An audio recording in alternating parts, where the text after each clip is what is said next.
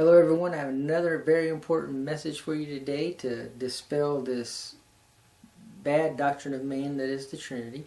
And I'm going to read from John's Gospel, okay? And when I read this, I really want you to pay attention to two questions. One, in John's Gospel, who is identified as God? And who does Jesus say the true worshipers are? And this is John chapter 4, verses 19 through 26. It says, "The woman saith unto him, Sir, I perceive that thou art a prophet. Our fathers worshipped in this mountain, and you say that in Jerusalem is the place where men ought to worship.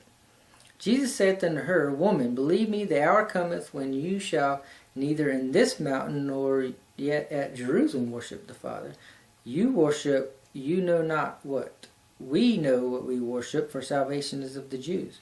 But the hour cometh, and now is, when the true worshippers shall worship the Father in truth and spirit. For the Father seeketh such to worship him. God is a spirit, and they that worship him must worship him in spirit and in truth.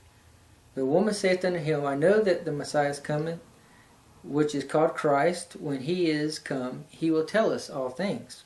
Jesus saith unto her, I that speak unto thee am he." Now, we get a lot from these verses. We really do. First thing I want you to pay attention to is who does Jesus identify as God? His Father, right? God is the Father. Who does he say the true worshipers are?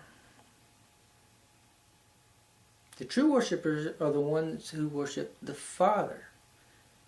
So that's another great thing. It's not an ambiguous verse. This is Jesus telling us that the true worshipers will worship the Father. Not the Father, Son, and Holy Spirit. Not me. But the true worshipers will worship the Father. Another wonderful thing we get from this verse is, Jesus speaking as a Jewish person says we know what we worship. He's talking about the Jews. We know what we worship. So how can we say, since they have no concept of this Trinity, that he meant anything other than that they know that they are worshiping the one true God, which is the Father? See, if the Trinity is true, then the Jews don't know what they worship. They're worshiping a God that they don't know. But Jesus clearly says here that the Jews know who they worship. And finally, something that I think is very important is, who does Jesus say that he is in these verses? He said he's the Messiah, the anointed one. Again, you can't be the anointed one and the anointee. God didn't anoint himself. So in this, like I said, we get that God is identified as the Father.